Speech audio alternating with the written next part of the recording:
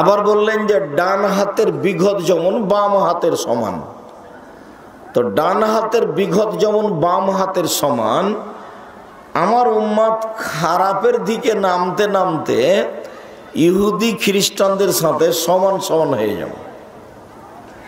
এরপরে আল্লাহ রসুল কথার নিচে নামতে লাগলেন, রাস্তার নিচে নয়, কথার মানগত নিচে নামতে নামতে বলছেন, ইহুদি খ্রিস্টান যদি মায়ের সাথে জেনা করে থাকে তো আমার উম্মত মায়ের সাথেও জেনা করবে। বুঝতে পারলেন কেন আমাদের ছেলেরা এইভাবে চুল ছাঁটা শিখলো? এটা তো কাজা হারাম। কেন আমাদের ছেলেরা টাকনোর নিচে প্যান্ট পরা শিখলো? কেন আমাদের ছেলেরা দাড়ি চাঁচা শিখলো? কেন আমাদের ছেলেরা সকালে একজন আরেকজনের সাথে সাক্ষাতে গুড মর্নিং শিখলো? সেটা ওদের সাথে বলবে, নিজের মধ্যে কেন? কেন আমাদের ছেলেরা হ্যালো শিখলো সালাম বাদ দিয়ে? কেন আমাদের ছেলেরা জাযাকাল্লাহ খায়ের না বলে থ্যাংক ইউ বলা শিখলো? থ্যাংক ইউ দিয়ে কি হবে? আপনি এক গিলাস পানি আমাকে দিলেন, তো আমি বললাম থ্যাংক ইউ, আর আপনাকে যখন আমি এক গিলাস পানি দিলাম তখন আপনি বললেন জাযাকাল্লাহ খায়ের। ওহ, আপনি এটা ভালো কাজ করলেন, আমারও খুব পিপাসা লেগেছিল, তো এক গিলাস পানি দিলেন, জাযাকাল্লাহ খায়ের। তা আপনি বললেন জাযাকাল্লাহ খায়ের, এর মানে কি? এর মানে হলো এই যে এক গিলাস পানি যে আপনি দিলেন, এর বিনিময়ে আল্লাহ আপনাকে দেখে, আল্লাহ আপনাকে দিবে। যদি আমি মানুষ, আপনি মানুষ, আপনি আর কতটুকু আমাকে বিনিময় দিবেন? আপনি এমন দোয়া করলেন, বিনিময় দেওয়ার জন্য কাকে বললেন? আল্লাহকে বললেন। তা আমি একদিন বিপদে পড়েছি, তা আপনি যে দোয়া করে রেখেছেন যে জাযাকাল্লাহ খায়ের, আল্লাহ আপনাকে উত্তম বিনিময় দান করুক, সে বিপদে পড়েছি আমি আমেরিকায়, তখন আপনি যে আমার জন্য দোয়া করে দিয়েছেন ওইটা দিয়ে আল্লাহ আমাকে বাঁচিয়ে দিবে। তো আপনি যে থ্যাংক ইউ বললেন ওটাতে কি আছে বলেন তো? আরে জিরোর তো দাম আছে। জিরো বাম দিকে বসালে কিছু হয় না, কিন্তু ডান দিকে বসালে খুব লাভ। একের পাশে জিরো দিলে 10, আর একটা দিলে 100, আর একটা দিলে 1000, বিশাল ব্যাপার। জিরোর দাম আছে আর থ্যাংক ইউর দাম আছে বলে যদি এখন থেকে তল্লাশি চালান, মরা পর্যন্ত তল্লাশি চালিয়ে একটা সরিষা সমবরণ বের করা যাবে। তবু আমাদের ছেলে মেয়ে বলছে থ্যাংক ইউ। কেউ একটু বুঝে না, ধর্মকর্ম খায়, আগে দিন কাটায়, প্রয়োজনও মনে করে না। তো ইহুদি খ্রিস্টানদের কবল থেকে, তাদের নোংরা পরিকল্পনা থেকে জাতিকে আদর্শ আকীদায় রক্ষা করার জন্য এই ব্যাপক বিশাল প্রোগ্রাম দেশ জুড়ে মক্তব পরিচালনা করা, যেখানে থাকবে শিক্ষা কার্যক্রম, যেখানে থাকবে দাওয়াতি কার্যক্রম। এবং এই পদক্ষেপ নিয়ে যেটা পদক্ষেপ নেওয়া হয়েছে তাতে সিলেবাস তৈরি করা হয়েছে। এই সিলেবাস আমরা পড়ানোর জন্য রাখব। তাতে বই ছাপিয়েছে আব্দুল্লাহ, বই ছাপিয়ে সিলেবাস তৈরি করে মাঠে নেমেছে। আর একটা করেছে, সারা দেশ জুড়ে ইমাম প্রশিক্ষণের ব্যবস্থা করেছে। ইমাম ফিরি যাবে জামিয়া সালাফে ডাঙ্গিপাড়া, ফিরি আসবে মানে যাতায়াত খরচ দিবে, তারপর ফিরি খাবে মানে যে কয়েকদিন থাকবে সে কয়েকদিন ওখানে খেতে পাবে ফিরি। এই ব্যাপক পরিকল্পনা নিয়ে মাঠে নেমেছে যারা, তাদের এই দাবি দেওয়া যে দাওয়াতি কার্যক্রম মক্তব পরিচালনা করা। তো ছেলেরা যারা পদক্ষেপ নিবে তাদের সাথে সাথ দিয়ে কাজ করেন। তাদের একটা দুঃখজনক কথা, সেটা হলো, ও মসজিদের সভাপতি সেক্রেটারি সাহেব, আপনি যে মসজিদে এসি চালু করেছেন, মসজিদে যে টাইলস লাগিয়েছেন, তো মক্তব চালু আছে কি? আব্দুল্লাহ না, তো মক্তব তো চালু নেই। তা আঙ্কেল এক কাজ করেন, এসি বিক্রি করে দেন। ও এসি বিক্রি করার আপনাদের কাছে প্রস্তাব পেশ করেছে, টাইলস খুলে বিক্রি করে দেন। জাতিকে বাঁচাতে হলে মূলত কি করতে হবে? শিক্ষা কার্য ভিত্তি থেকে শুরু করতে হবে। আপনার স্যার সৈয়দ আহমদ আলিগড় বিশ্ববিদ্যালয় তৈরি করেছিল ইংরেজি শিখে ইংরেজদের তাড়াতে হবে এই উপলক্ষে। তাহলে প্রতিষ্ঠান খুললেন, প্রতিষ্ঠান বড় হলো, ছেলেরা বড় হলো, ছেলেরা ইংরেজি শিখলো, তাদের বিরুদ্ধে লড়লো, তারপর তারা দূর হলো। প্রায় 200 বছর, 190 বছর। কতদিন? 190 বছর। যারা পরিকল্পনায় আলিগড় তৈরি করেছে তারা মরে যাওয়ার পরে হয়েছে। কতদিন পরে হবে? ইনশাআল্লাহ পদক্ষেপ নেন, সহযোগিতা করেন। 10-এর সহযোগিতাই চলে এগুলি, আপনার আর আমার। জামিয়া সালাফিয়াতে প্রতি মাসে বেতন লাগে 32 লক্ষ। কত? 32 লক্ষ। শিক্ষক শিক্ষিকা প্রায় 300 জন, দেশ বিদেশের শিক্ষক। অনেক বড় বড় বিদ্বান দেশ বিদেশ থেকে আছেন, ইন্ডিয়া থেকে আছেন, সৌদি আরব থেকে আছেন। তো বড় বড় বিদ্বান যাদের প্রতি মাসে বেতন লাগে 32 লক্ষ। 3 ধরনের খালি বাবুর্চি আছে। যারা ইন্ডিয়ান তাদের বাবুর্চি ভিন্ন, যারা আমরা গরিব মানুষ আমাদের বাবুর্চি ভিন্ন, যারা সৌদি আরব থেকে এসে আছেন তাদের বাবুর্চি ভিন্ন।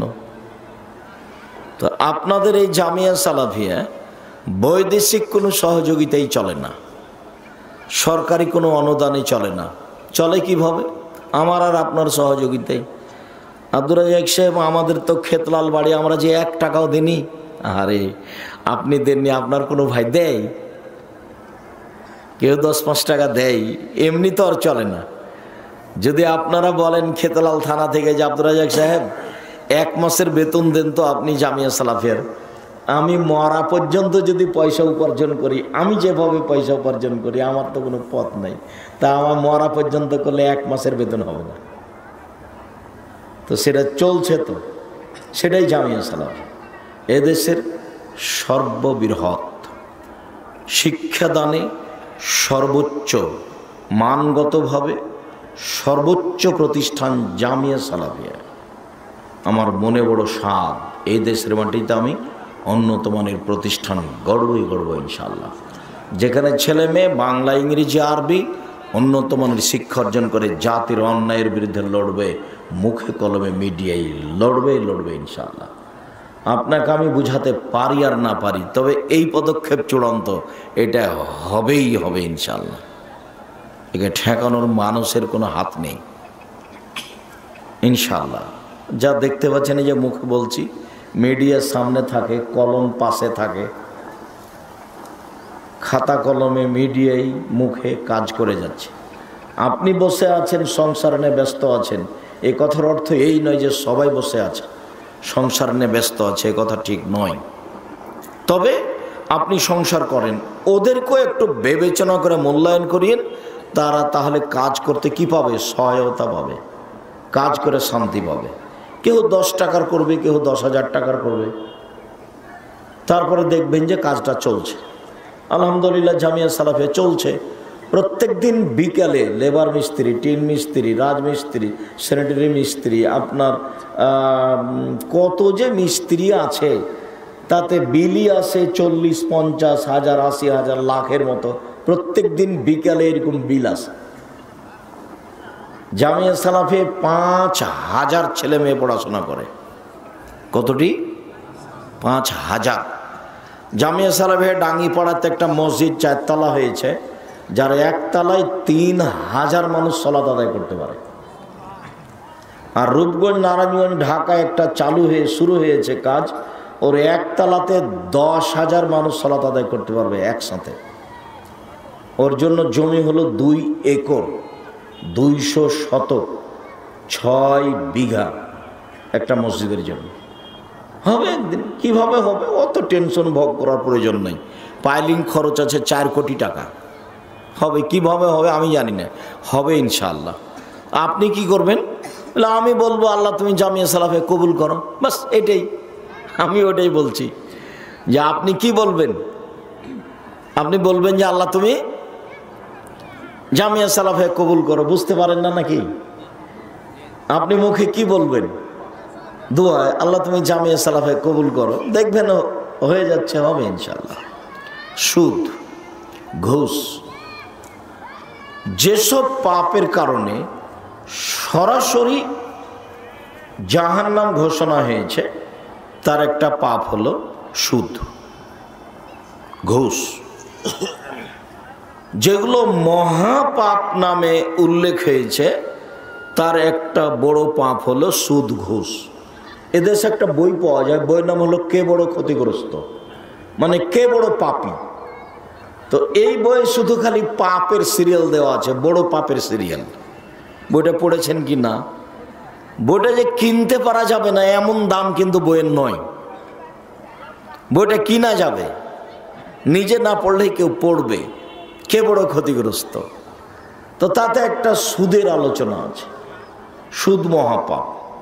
আরেকটা কথা বলে রাখি শুরুতেই, ওটা খেয়ালে রাখবেন। এই ছেলাই, সামনে এসে বসো। ওখানে তুমি দাঁড়িয়ে আছো, অমনোযোগী থাকবা তো? তুমি দাঁড়িয়ে থাকছো কেন? বসো, ভদ্রতা বজায় রেখে বসো। আচ্ছা, সুদের পাপের যে শব্দগুলি উল্লেখ হয়েছে, এত কঠিন আর এত ভারী ভাষা পৃথিবীতে আর কোনো পাপের হয়নি। ভাষা এত ভারী যে এরকম ভাষা দিয়ে আর কোনো পাপকে পেশ করা হয়নি। যেমন একটা এখনই বলে রাখি, আল্লাহ নবী বলছেন যে মা একলো দিরহাম রেবা ইয়ালাম আসাদ্দ বিন সিত্তাতে সালাসিনে জিনিয়া। কেউ যদি জেনে শুনে 1 টাকা সুদ খায়, 36 বার জেনা করে যত পাপ হবে, 1 টাকা সুদ খেলে তার চেয়ে বেশি পাপ হবে। দুনিয়াতে আর কোনো পাপ নাই যার বিবরণ এভাবে আছে। সেটা আপনার মদ হোক, সেটা মানুষকে হত্যা করা হোক, সেটা জুলুম নির্যাতন অন্যায় অবিচার রাহাজানি হোক, সেইটা আপনার বাপ মায়ের অবাধ্য চলা হোক, যত দুনিয়াতে বড় বড় পাপ আছে, এমন কোনো পাপ নাই যার ভাষা এরকম। 1 টাকা যদি কেউ সুদ খায়, তো 36 বার জেনা করে যত পাপ হবে। জেনার পাপ তো মহাপাপ, ও একটা ভিন্ন সাইডের পাপ, ওর গতিবিধি ভিন্ন। অবিবাহিত অবস্থায় জেনা করলে 100 লাঠি পিটিয়ে এলাকা থেকে 1 বছরের জন্য তাড়িয়ে দিতে হবে।